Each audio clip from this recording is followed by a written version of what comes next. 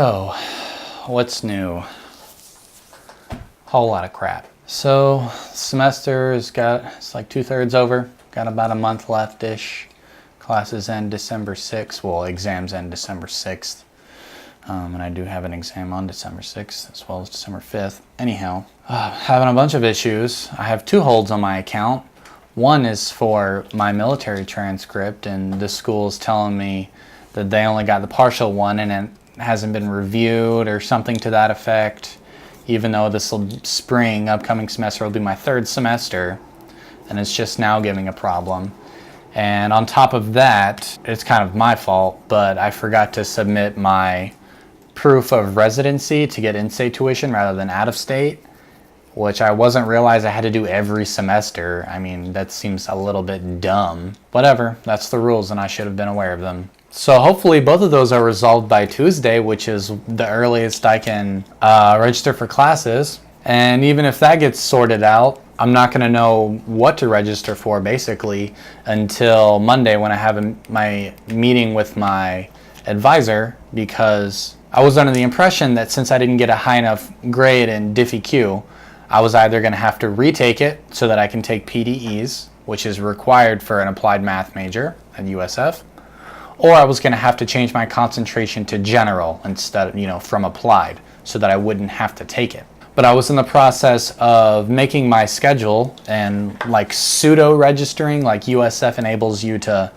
put all of make your schedule and put it into what's called a shopping cart, so that when it comes time for you to register, all you have to do is hit one button and it submits all of that stuff rather than having to go through and make your schedule on the day of, which is kind of brilliant. I like that. So I can take my time and do that stuff without having to, elbow past other people to get classes that I need. But it allowed me to get PDEs, which makes me wonder whether or not I actually met the minimum grade requirement for differential equations, which is a prereq for that class.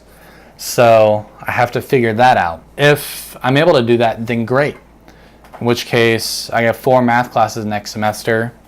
Those will be the only classes I take, and let's see what those are specifically, because I have them written down.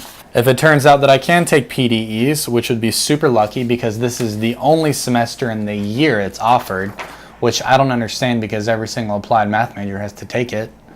I'll have PDEs, symbolic computation, graph theory, and intro to probability. But if I'm not able to take PDEs, then that means I absolutely have to change my concentration, in which case I'll still have to take the same number of classes, but I'll have to take some different types of classes. But I'll have symbolic computation, graph theory, topology, and modern geometry. So that's the second problem, is whether or not I have to do that. And then the third problem is trying to make sure that I'm able to take the classes when they're available. Because most of the upper level math classes, actually none of them except for differential equations, is offered in the summer ever. So I have to try and fill my summer with all of these stupid prereqs and gen eds like scientific communication and history of Earth and life, and like generic science with lab like geology or some crap like that. And not all of those are offered during the summer, and if they are, then a lot of times the availability is very slim. So it's a real pain in the neck to try and do all of this. I got to do it, and hopefully I'll be able to sort that out Monday with my advisor, and hopefully if there are strings that need to be pulled, she will be able to do them, or if she can't, she can get me in contact with the person who can pull the strings, because I feel like I should get a little bit of a leg up on everyone else. 1, because I'm a senior, and 2, because I'm a veteran and I have to have a minimum number of hours in order to get benefits. Well, housing benefit, my living allowance, which is very important. It's like $2,000 a month. Kind of need it. So that's all the stuff I'm dealing with. I got my second abstract algebra test back. I got a 73 or 72. And the class average and the median was a low 70. So I'm right there, which I guess it could be worse, but I really, really want a high B or a low A in this class, and I think I'll be able to pull it off.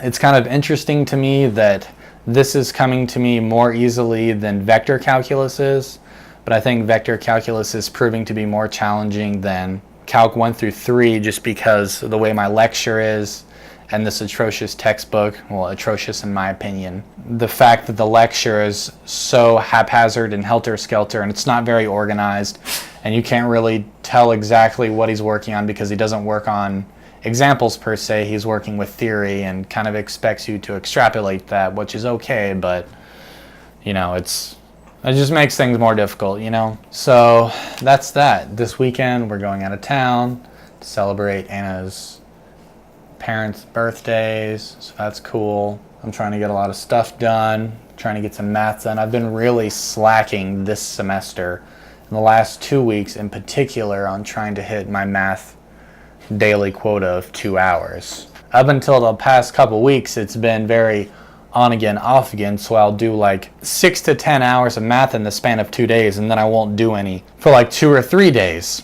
And it averages out to 2 hours, but it's not truly 2 hours a day, which is what I want. More importantly than the average. I want to expose myself to this stuff every day. But Spanish and my other online class and other stuff gets in the way. I have some health insurance nightmares that I'm dealing with from when I was hospitalized, so I'm juggling that. So it's been a doozy of a week. But hopefully all that stuff will sort itself out. As a side note, I feel like my medication is finally kicked in after about 3 weeks, 3.5 weeks. Monday was 3 weeks, so 3.5 weeks or so.